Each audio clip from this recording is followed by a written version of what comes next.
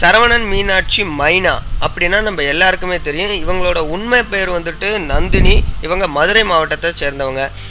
படத்துக்காக இவங்க வந்துட்டு ஃபஸ்ட்டு பாலாவை வந்துட்டு இன்ட்ரடியூஸ் பண்ணுறதா இருந்தார். அதுக்காக இவங்க சென்னை வந்துட்டு சரவணன் மீனாட்சி அப்படின்ற சீரியலில் விஜய் டிவியில் மிகப்பெரிய பாப்புலர், மிகப்பெரிய அளவுக்கு ரீச் ஆனவங்க.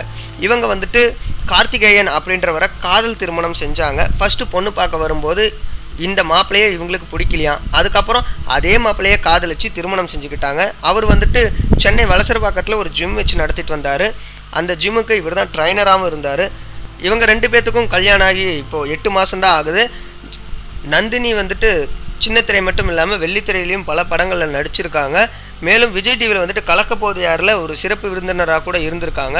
இவங்களுக்கு விஜய் டிவியின் சார்பாக வந்துட்டு கல்யாணத்துக்கான அனைத்து முறைகளும் செய்யப்பட்டது அப்படின்றது குறிப்பிடத்தக்கது. மேலும் இவங்க 2 பேரும் கல்யாணம் பண்ணிக்கிட்டது அவங்க குடும்பத்தில் பிடிக்கல. அதன் காரணமாகத்தான் கார்த்திகேயன் தற்கொலை செய்து கொண்டார் அப்படின்னு ஒரு பக்கம் நியூஸ் வந்தாலும் இவர் எதற்காக தற்கொலை செய்து கொண்டார் அப்படின்றது தெரியல. இவர் வந்துட்டு ஃப்ரெண்ட்ஸ் அப்படின்ற ஒரு லாட்ஜ் வந்துட்டு அவங்க வீட்டுக்கு பக்கத்தில் இருக்குது. அங்கே வந்து நேற்று ரூம் எடுத்திருக்காரு.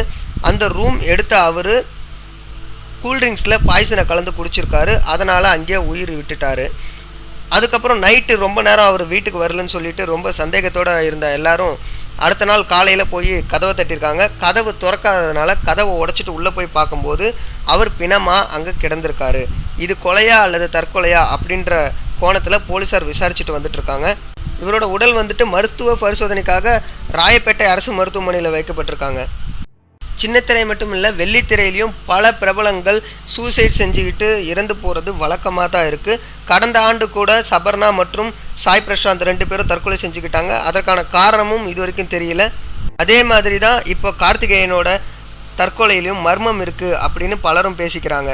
இந்த எதுவாக இருந்தாலும் நந்தினிக்காக, அதாவது நம்ம மைனாக்காக நாம் நம்மளோட இரங்கலை அவங்க வீட்டுக்கு தெரிவிப்போம். மேலும் இந்த தற்கொலையை பற்றின பல விஷயம் உங்களுக்கு தெரிஞ்சுக்கணுன்னா கீழே உள்ள ரெட் கலர் பட்டனை கிளிக் பண்ணி நம்ம சேனலை சப்ஸ்கிரைப் பண்ணுங்கள். இதை பற்றின எல்லா வீடியோஸும் உங்களுக்கு நாங்கள் அப்டேட் பண்ணுறோம். மறக்காமல் இந்த வீடியோவை எல்லாரும் கூட ஷேர் பண்ணுங்கள், லைக் பண்ணுங்கள். மேலும் வீடியோவுக்கு நம்ம சேனலை சப்ஸ்கிரைப் பண்ணுங்கள்.